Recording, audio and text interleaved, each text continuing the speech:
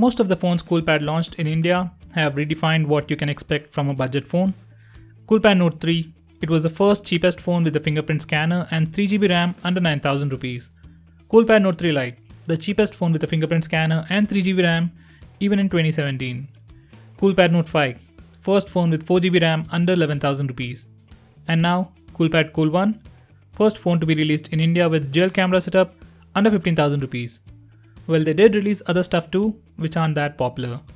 So now, let's look at Cool1. By the way, you can check out my unboxing video for initial impressions and physical overview. In terms of design and build, there isn't anything new. It's a beefed up version of LeEco with some bad changes, like volume buttons are not elevated enough and they are very close to the back panel, so it's uncomfortable to click them, and most of the time, it's hard to find where they are. This problem might be fixed with a good case, but that's still a long shot. We have the screen flexing issue seen in LeEco, but it's not as bad as in LeEco. It only flexes on the top half.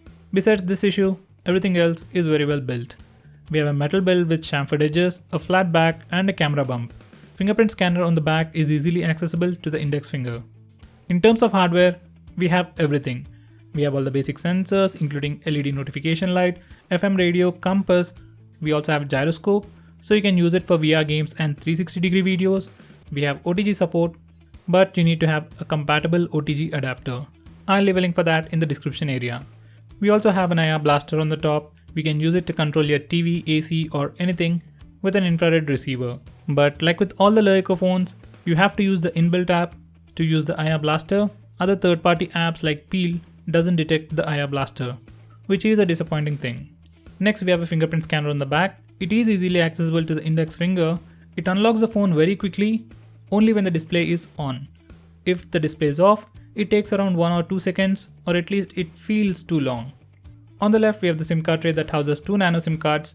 Both support 4G and we have OLTE. Geo works too.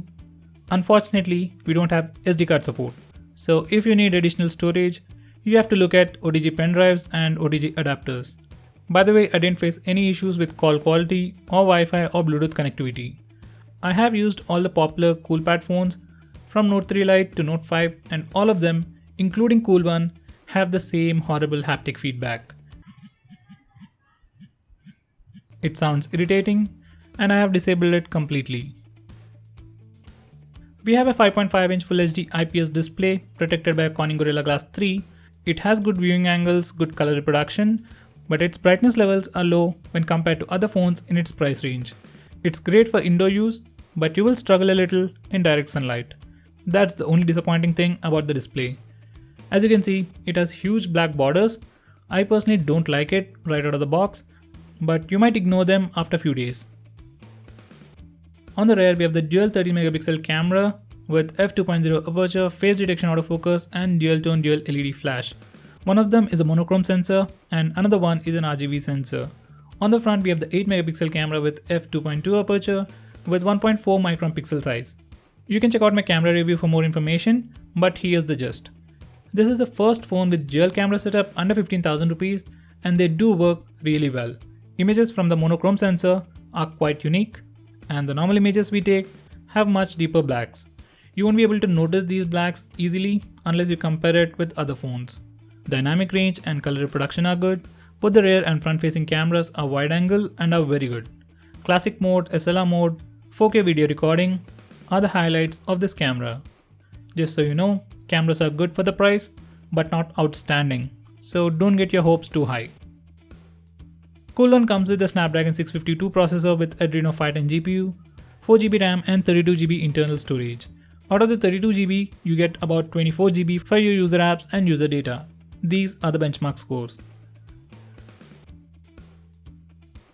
It really has the raw performance and we don't have any memory management issues. Gaming performance is quite good, visuals are great, but phone heats up a lot when you play high-end games continuously.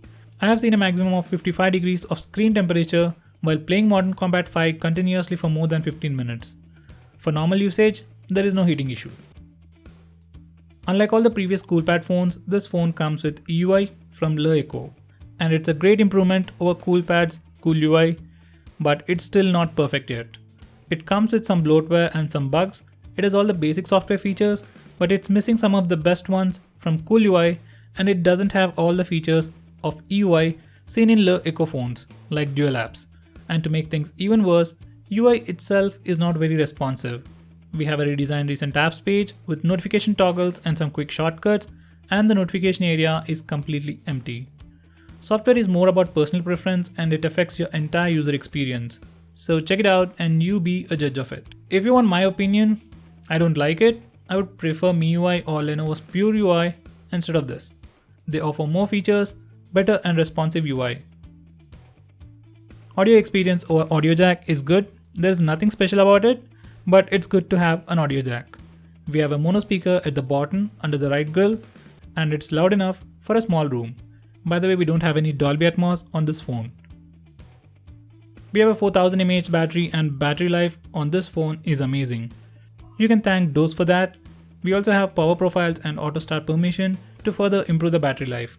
You get about 6 to 8 hours of screen on time and even more depending upon your usage and how you configure your phone. It can easily last you 2 days on normal usage. Now coming to the charging port, it comes with a normal 10 watts power adapter and there is no fast charging or quick charging feature. I have tested it with Qualcomm certified charger, MI Protect, even LeEco's power adapter. They all charge the phone at normal rate. With the given power adapter, it takes 2.5 hours to charge completely. Coolpad is definitely a great phone both on paper and as an actual device, but it is still not a balanced phone. You have to sacrifice some things completely, like SD card support, a better UI. This seems to be a trend of Coolpad recently. Coolpad Note 5, though it lacks in terms of performance, offered good cameras but skipped gyroscope. And now Cool1 once again skipped out SD card. It's a great phone for anyone who wants good cameras, great performance and bigger battery. So will I buy it or suggest it to any friend? The answer is no. Purely looking at the spec sheet and benchmark scores, yes, it's a good phone, but I can't imagine using it as my daily driver due to the volume and power buttons, slightly laggy UI, and the EUI itself. So if someone was to ask me for a suggestion, I would say wait for Redmi Note 4. Let's see how it turns out. As of now, Redmi Note 3, Le2, Lenovo P2 are great alternatives for Cool1. So what do you think? Do you want more storage or bigger variants at higher price? Or are you like me who wants better user experience over spec sheet? Let me know by commenting below this video. So that's pretty much it for this video guys. If you like this video, hit that like button. If you didn't, hit that dislike button, share it with your friends. If you have any comments, complaints or want us to make any specific video, let us know and we will make it as soon as possible. And subscribe to us to see more cool videos on tech. I'm Nikhil from GreedyTech signing off. Have a nice day.